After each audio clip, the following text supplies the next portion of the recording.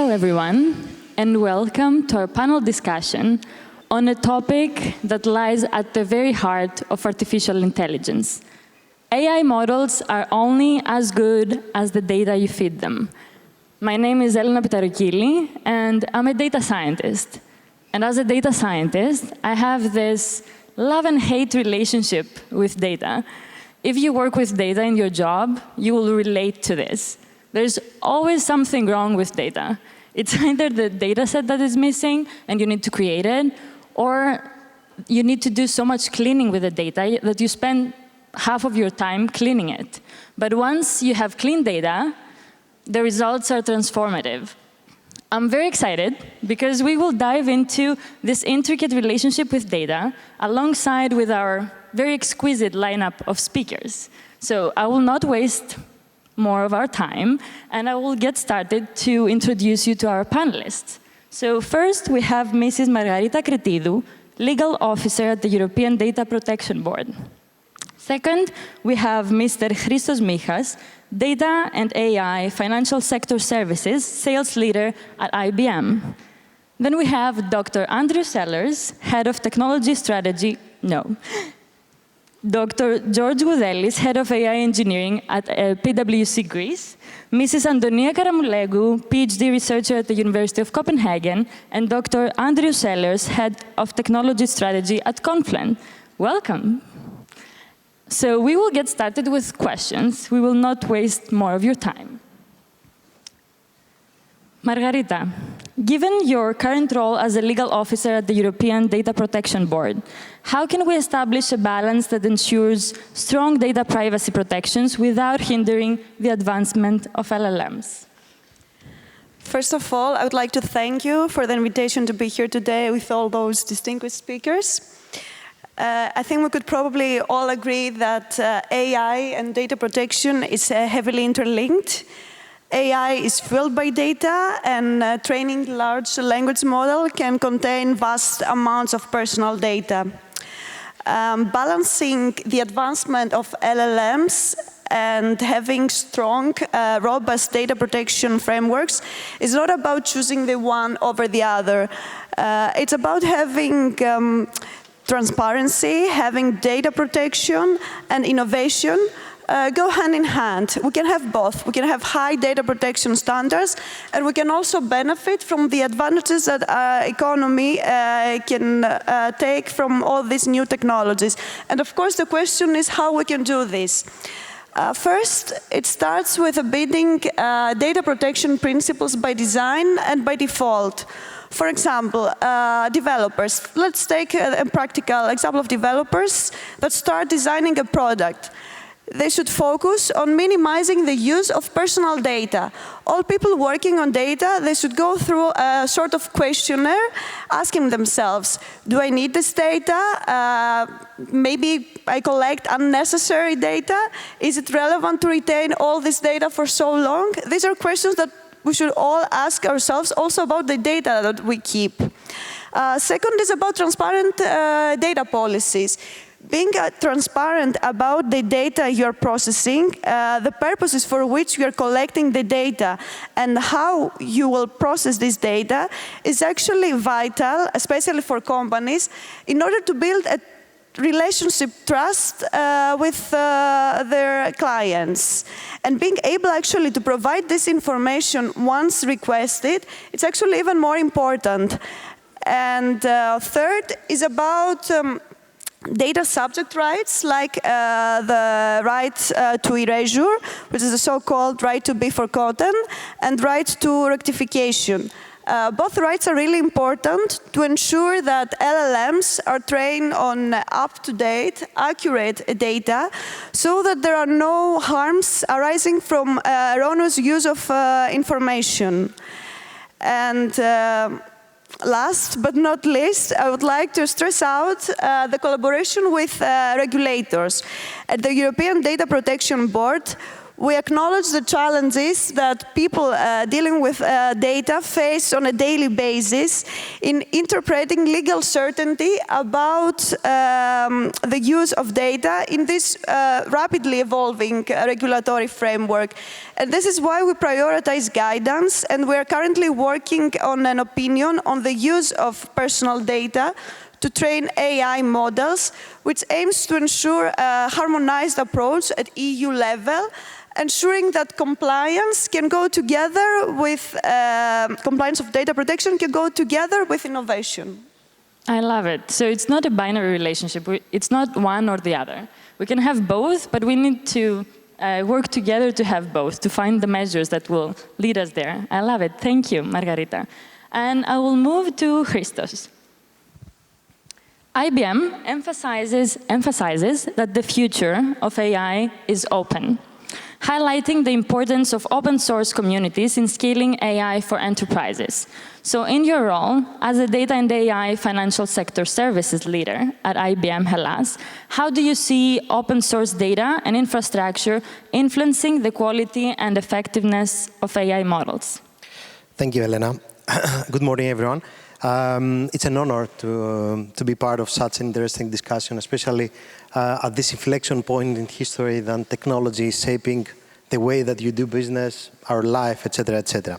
So actually, the future is open is not a statement, it's a strategy. Why? Because we believe that open approach is the only way to ensure AI develops a way that is innovative, trustworthy, and inclusive to everyone. So actually, let me use an example. Right now, nearly all publicly available data have been incorporated into foundation models, for training purposes for foundation models. So actually, the difference is coming from what we call enterprise data, and the enterprise data did all the, gave all the value all these years. So only 1% of enterprise data right now, and less, are included in the training of foundation models. So that's the a missed opportunity. This is where the organizations, they need to focus, they need to unlock value out of that. So how to do that? Actually, this is the most important thing. And how open and quality and effectiveness of a model is related to how to use my enterprise data, because the companies are the owners of this enterprise data, to big foundation models. So there are 3 steps approach, and all these 3 approach is an IBM strategic methodology and then branch openness. The first thing is that you need to use small specialized foundation models. Okay, so you need to focus on performance, on a model that you can trust, a model that can give you the commercial right to use this model, and also a model that you can, let's say, enhance and incorporate enterprise data. So this is the first thing. What IBM is doing that? We have released the family of Granite models. We made it available through in the open source community. Everyone can use it for any purposes. So this is the first thing that IBM proves that embraces open source.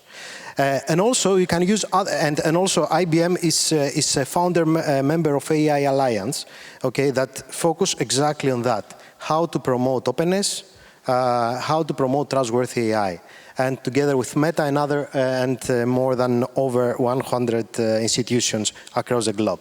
The second step in this methodology is that we need to get this model that you can understand and trust. Okay, keep trust, because this is the most important thing in the foundation model, and enhance it with skills and capabilities that you own as an organization, with enterprise data that you own, your documents, your processes, your whatever you are doing internally in order to automate, in order, let's say, to make it effective.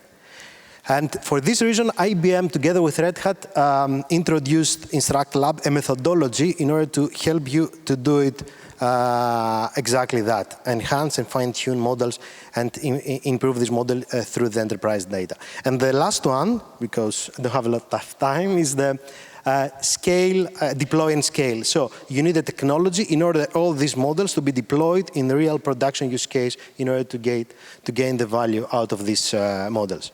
So closing, I would like to just to close with a statement that we share every day with our fellows, customers, everyone, that don't be an AI user, become an AI value creator. So this is the approach that we need to follow in order to have success in the future. I like it. Become an AI value creator. We have a motto here. And I will move to George. Given your extensive experience in AI and machine learning, do you believe that with the advent of foundational models, the need for vast amounts of data remains as critical as it once was? Thank you, Elena. Actually, this is a huge topic. It's a very crucial topic in AI and machine learning these days.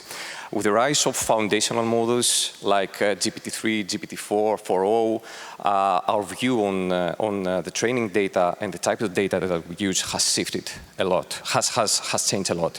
So in the past, the mantra was simple. The more data, the better. But now this has changed a lot. These models, with their power, have shown us that with the right architecture and with the right design and fine-tuning for specific tasks, we can use them and have great results without having to use all this huge amount, vast amount of data that we had in the past. So, don't get me wrong, we still need big data to initially train these foundational models. We need to catch all this diversity within the data, all these, there's so many patterns, for instance, in the human language and so many other topics. But since we get them trained, we can fine-tune them, use much smaller amount of data, and we can guide them to work perfectly in other tasks. For instance, in our AI and analytics department in PwC, we work in many different projects like that with similar architectures. And probably one of the first implementations that we had was to create and implement a chatbot for our own HR department. And what this chatbot does is that it's fine-tuned to understand and explicitly reply to the explicit request of our own HR. But at the same time, it brings all the power that comes from these foundational models like ChatGPT. Of course, quality brings other improvements as well. It improves the quality, improves the performance. It can perform better in unseen data that they have never seen before in the training set. We can decrease the bias, because that usually comes from unbalanced or messy training data sets. And of course, we can improve efficiency. And what I mean by that is we don't need anymore these huge computational resources to train these huge models, which is considering the environmental and the financial cost is very, very important. So to conclude, to summarize, I would say that we still need big data to initially train them, but since we get them trained, our view, our emphasis shifts towards quality. If you ask me, quality balancing quantity is where I see the AI models in the future that will provide fairness, power, and efficiency for any user. Thank you. I like it. So, if you don't build a foundational model from the beginning and you use an existing one, you don't need big data. You don't need so vast amounts of data. But if you use fine-tuning, you just need better quality data. And if you just want to use your enterprise AI data, as Christos said, you don't need so much, just better quality. Thank you. And I was smiling because my first actually exposure to data and like how much stressful and exhausting data cleaning can be was at PwC, where I had my first job as a data scientist. Yeah, so good memories. Okay, I will move now to Antonia. Hello, Antonia. My question for you is that, given your research experience, could you please share some examples from your research where you needed to search for or create specific data sets for your AI projects? What are some challenges that come with data gathering? Okay, I'm actually very happy we're talking about data quality, because there is so much research out there talking about data quantity, and with more data you have better results. But to me, without data quality, data quantity doesn't matter as much. And when you have AI without good data, it's like having a car without fuel. And in our group, we actually usually collect data sets and create our own data sets when we want to evaluate specific aspects of a model or specific tasks. And the easiest challenges are mostly objective, like privacy concerns or legal challenges. They are easy to deal with. For example, when we wanted to create a copyrighted data set with books and we wanted to see if the models have memorized the books, we created a data set with book material, which of course we had to talk with the legal team in our university. We were not allowed to share the data set, and we were only allowed to use it for our research purposes. And of course, we always ask, in terms of privacy, we always ask the data annotators or creators their permission and make sure there are no private information. But the most challenging is those subjective challenges like bias and misrepresentation of gender or culture in the data we create, and some ethical challenges that they might arise. And for example, we wanted to evaluate those vision language models like ChatGPT as visual assistants for blind people. So we wanted to create a data set that is representative of all genders and of all cultures and languages, because blind users exist all over the world. And it was really challenging to ensure that we have no demographic bias in this data set. And I think it's really important to always validate the data we use, like take a look in the data and see where are the annotators from, how much they were paid for this task, and it's important to balance between those challenges like privacy, bias, and representation. I love it. If you need the data set, you will find one. The difficult and important thing is to understand what is the quality of this data and how we can improve it, how we can clean it. Thank you, Antonia. And I will move to Andrew. Given your current role as a head of technology strategy at Confluent, could you share some thoughts and examples of how important data governance and quality are to getting AI-enabled applications right? Elena, for sure. And let me just reiterate what my fellow panelists have said. It's a pleasure to be here and an honor to be with you all. I've been doing, we'll say, data science or machine learning for almost my entire career, 20 years now. I've spent it either as an ML researcher or someone who's commercialized AI-enabled technologies. And in that time, AI always felt like this thing that was 3 to 4 years away. It was just on the cusp of being relevant. I'll say that this moment feels different. These technologies feel more democratized and more available and more accessible than they've ever been. I think the thing is now is that, we talked about some of the very, sort of scientific and math-intensive parts of commercializing these applications. You need the legion of PhDs in statistics and data science to do things like feature engineering and model training and bias characterization. Whereas now we have these foundation models that are inherently reusable. We get to treat them a little bit like a black box. But the data engineering challenges, those still remain. ChatGPT is really fun, we've all used it, but it's kind of a toy for enterprise applications because it doesn't really have good awareness of domain-specific data unless we provide it. And there's a couple patterns for how that's done. We have fine-tuning, of course, we have transfer learning. I think the one that's probably the most generally applicable, at least in the market right now from what we see, is these like retrieval augmented generation or RAG kinds of approaches. And so what that means then is we take our domain-specific data and we have to contextualize prompts, typically at real time, to deliver the sophisticated reactive experiences that our internal knowledge workers and our external customers have come to expect. And so even though we're not necessarily training the foundation models the way we trained the models of previous generations, data governance is absolutely still critical. And if anything, it's more important just because there was a time with the kind of the classic purpose-built models where you're, as a best practice, sort of discouraged from doing too much curation. You might be sort of masking or weakening a correlation that was necessary for learning. But with the foundation models, now it's like context really matters. We need to have the information that's most relevant from wherever it is in our enterprise, and we need to supply that to the LLM so we get the best answer we can. So we defend ourselves against hallucinations, we have good accuracy, we have good recall. And there's a lot of things that happen inside the way we run our enterprises today that make that really difficult. You know, we have this so-called integrated database anti-pattern. And what that really means is that data ends up being really siloed inside our enterprise, where a specific microservice or a specific part of the business knows a piece of information. But that information needs to be joined and it needs to be provided to an LLM so that LLM can make the best decision possible.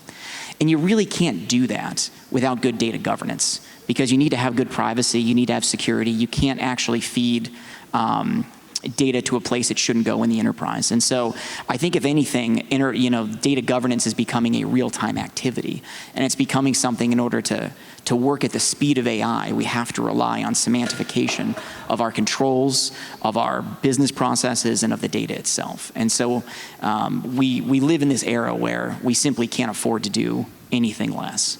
I think otherwise we're going to continue to be plagued by bad use of these applications. And I think that one thing I've seen in my career is that really, really great data with off-the-shelf models, they always tend to outperform, let's say, limited or poorly governed data with best-in-class models. And so for enterprises, that investment is really what's going to differentiate them, is that well-governed, well-contextualized, secure, trustworthy, and also discoverable data, the things that can be reusable.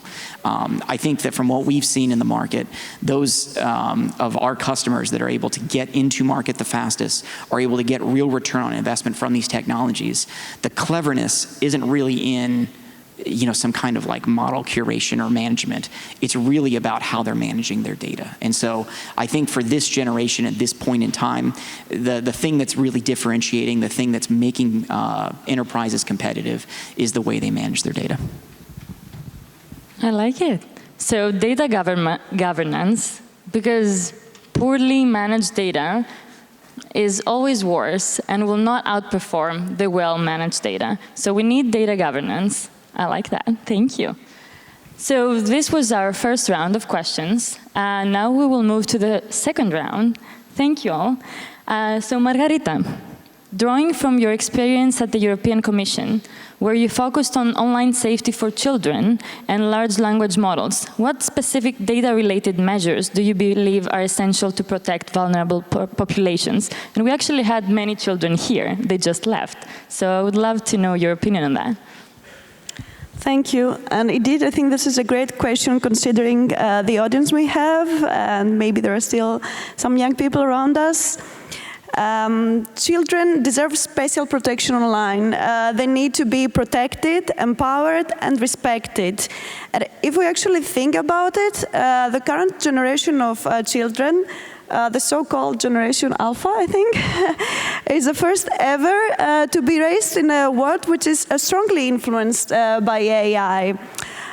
Whether through direct interactions with AI-driven products or through decisions based on automated systems, AI will have a meaningful impact on young people. Given these implications of AI for children, it is important that particular attention is given to child-centric concerns around the use and deployment of AI. And of course, that the best interest of the child principle is a primary consideration for all AI stakeholders. And moving now a bit to more concrete data-related measures, I would like to stress out the need for AI systems developers and users to account for age-appropriate measures that will allow young people and children to safely use AI-enabled technologies. Such measures could include, of course, complying with data protection laws and principles, a documented analysis through a data protection impact assessment of possible risks and mitigation measures that could arise by the use of these AI technologies by children in order to allow privacy by design and privacy by default development of safe AI-enabled technologies. Another solution could be also service differentiation, meaning that we have services that are specifically designed for children. I know that probably this increases the cost for AI producers, but this is something to keep in mind. I would like also to stress out the need for robust consent mechanisms. Vulnerable populations, including children, often lack the capacity to fully understand how their data is being processed and collected. And this is why AI systems must ensure that consent is meaningful, it's informed, and especially when it involves children, includes also oversight from guardians or educators. And I would like to recall the point that I made before about transparency. When it comes to children, transparency should be non-negotiable. AI developers should disclose the tools, how their tools operate, the data that they are processing, and the purposes for which they're collecting this data. And I think Andrew mentioned before that ChatGPT is like a toy. And I think that there are a lot of children that now interact with AI systems and don't really understand that they have an AI system and not a human in front of them. And this is why it's really important to have age-appropriate privacy statements and also terms and references based and tailored on the cognitive capabilities of the children so that they can understand with who they interact. And I would like to conclude by emphasizing the need for digital literacy within the innovation digital policy framework. Digital literacy is really important to ensure that children can make informed choices, that they understand how their data is being processed. And when it comes to education systems using AI, it's not only about knowledge and digital skills. It's also about building a relationship of respect for children and being able to respect and understanding the meaning of privacy and data protection. I love it. So the children need to be prepared for this AI era, but in order to do that, we need to build like safer versions of the models that exist now, that they're designed for them, and the measures we take are not one size fits all. It should take into account the age of the children and should be like specific to their needs and the risk that we have, depending on their age group. Thank you. Thank you, Margarita. And Christo, you mentioned how important it is that we leverage the enterprise data. And I wanted to ask you, given your extensive experience in technology consulting, what strategies do you recommend for organizations to balance the need for high-quality enterprise data in AI model training or fine-tuning with the imperative of maintaining robust data privacy and security standards? Thanks, Elena. So if I can answer with one word, is governance. Okay.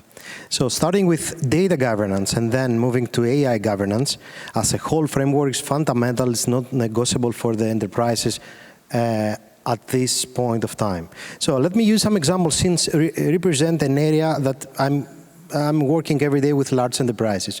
So we see that the essential need for governance is not coming only from internally from the companies in order to protect their data, et cetera, but it's coming also from regulators.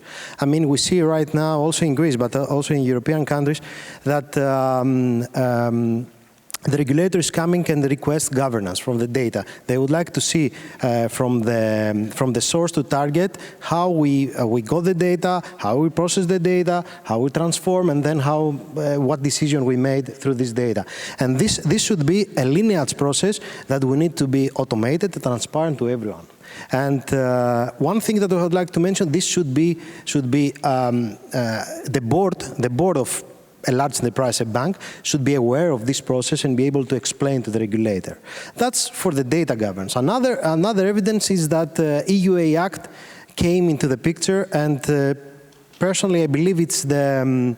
I haven't checked the data, but personally, I think that it's the regulation that the regulator acted as fast as they I mean, they did very fast the first time in history. So I haven't ever seen that from the introduction of ChatGPT, after a year, we had an EU AI Act and a regulator ready to be ready for the enterprises. So actually, we have the regulation that is overlooking all this area and requests from the companies to do governance, data and AI governance. So as IBM, we position in this area. We feel that this combines the whole organization. We feel that different departments from an enterprise, like compliance, risk management, and engineering and IT, should be participating in this one under one framework. And that's the reason that we believe that a technology solution is fundamental in this area in order to help the organization to move forward. And that's the reason that we have introduced Watson X governance as part of our AI strategy, to have a trustworthy AI and reliable AI that we can trust, and we can use it in any application that we have internally. So, yeah, that's my point of view. Thank you. So, apart from having a strategy only for how to train your models, fine-tune your models, you also need to come up with a strategy to govern your data, basically. Thanks a lot. And I will move to you, George. Drawing from your recent lecture on the applications of biosignals in marketing and user experience analysis, how do you envision the role of biosignal data in training AI models? First of all, to help our audience understand what biosignals are, I would like to say a few words. Biosignal is actually any signal coming from our body. So our brain waves, our heart rate, our hydration, our sweating, the so-called galvanic skin response, even our facial analysis, our facial expressions is a biosignal. And all these can be captured and analyzed by most of the time simplistic devices like headsets, our wearables, watches, and cameras, and stuff like that. By bringing biosignals to AI models, we unlock a new potential. We unlock a new stage of examining and analyzing user experience in marketing. It's very crucial to underline that biosignals are able to provide us with deep insights with respect to emotional states, to user engagement. And I have to say here that emotions is probably the holy grail of user experience analysis and, of course, marketing. So, with this new tool, companies can unlock something new. They can provide personalized marketing strategies. They can provide personalized offerings. So imagine yourself being in front of your PC, watching YouTube, and your wearable, your watch, is transmitting your heart rates and other biosignals to AI models. The AI models understand your emotional state and feed you back with advertisements that make you more receptive to buy a product. Or even simpler, you switch on your Spotify and you hear the exact right tailored music for your exact emotional state. Of course, we already have applications for wellness and health. We have applications that read the biosignals and they can pre-detect epilepsy episodes. I can imagine my mobile in a few years from now understanding my anxiety levels and feed me back with different songs or videos or whatsoever in order to calm me down. Even Netflix could provide me with the right movie that fits to my emotional state. Of course, we are talking about very, very sensitive data, and we have to put in place some serious safeguards there. Of course, we have to have user consent. The user must know what these kind of data are, must know how they are used. So companies should be transparent, should have the data governance in place with respect to the security, transmission, and everything. We must start some serious conversation with respect to the ethical responsibilities and so many other things. However, this marriage of AI with biosignals will unlock a new era of personalized products that will probably blow our minds. Definitely. Thanks a lot. I dream a world where AI doesn't only help us to do time savings in our job, but also help us with our emotional intelligence, right? This would be amazing. Thank you. Adonia. With your experience in explainable AI, how do you see the role of data quality and transparency in enhancing the interpretability of AI models? So Andrea also mentioned that AI models are like a black box. How many of you have heard this expression? Can you raise your hands? So we say that AI models are a black box because we can't really see what is happening inside. It's all black. And we know that we have an input, like some data, trillions of data, and we know that we mostly use a neural network nowadays with multiple layers, and the data go back and forth, and probabilities are assigned, and we have an output, we have a probability, like the answers that ChatGPT give you are just predictions. But we don't really know what parts of the data influence these model predictions. And there are interpretability methods that can actually help you get some insights of what is happening inside these deep neural networks. And I think data quality plays a really important role, because if you have clear and high quality data, you have less noise, you have less bias, and then it is actually easier for the model to learn some meaningful patterns in the data and not just some misleading correlations that happen to appear in the data. And actually, George reminded me of the first years of my PhD when I was working with biosignals. I was working with fMRI data, which like brain scans, and those data are this data is really noisy. So when we had the model predictions, we couldn't really understand if, like, what part of the model architecture was wrong or what was happening. Was it the data that was wrong or noisy? Did we need to pre-process the data further? And also, to me, interpretability is not just about data quality, but it's also about the algorithm you're using. Because if you have a decision tree, you can easily trace why the decision is there. But with deep neural networks, it's harder. So I think it's really important to actually build and focus on interpretability. And for that, high-quality data is a necessity. Mm-hmm. I like it, and I think it reminds me of what Margarita also said, that we need to explain to the children how these models are trained, and explainable AI can help with that, but also to share with parents, for example, that will expose their children to these AI models. If we have explained how we trained them and what is the knowledge that they have stored, it's much better to make it safer for parents and for children. Thank you, Antonia. Andrew. The last question is for you. Given your extensive experience in bringing AI-enabled products to market, what are the primary challenges you've faced in ensuring that the data fitting into this application is both high quality and compliant with data protection regulations? Thanks, Lena. And I think we've actually covered some of this already. It's LLMs in their amazing ability to be more accessible. They are introducing new challenges to companies as they try and commercialize these things, just because they're so different than the tools they've used before.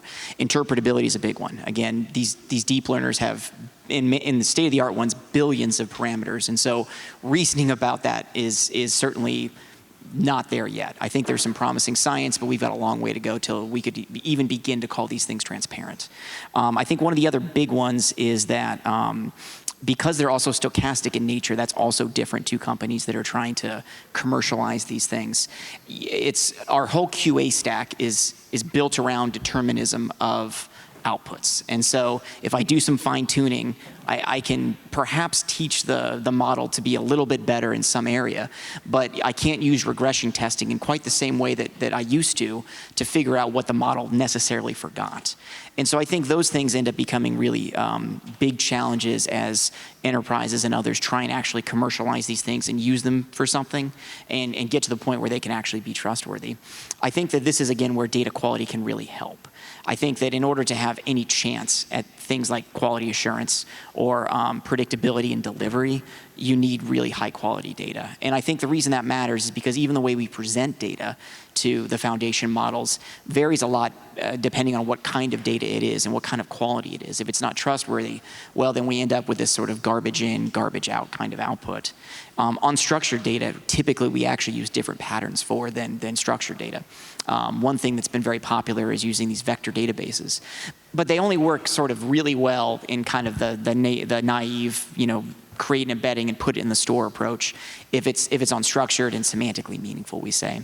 So if I have things like unique identifiers like social security numbers, or if I have even just other scalar values, most embedding models, which is again a mathematical representation of data that preserves meaning, they don't handle that particularly well.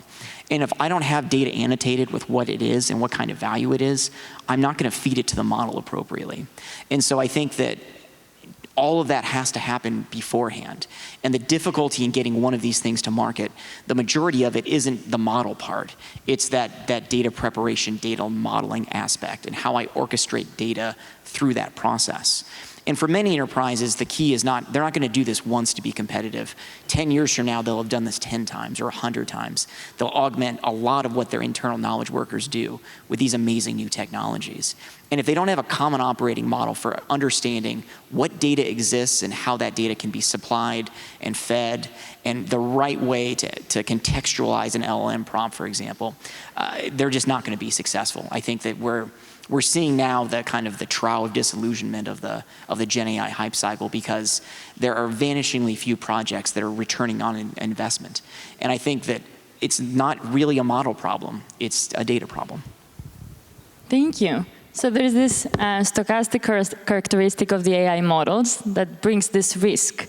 So we expose the customers to a risk, and the only way to mitigate this risk is to have good quality data to be able to trust it better. You know that you cannot have 100% control over what the output will be, but you know that with better quality, as you said, the risk will be less, for sure. Thanks a lot.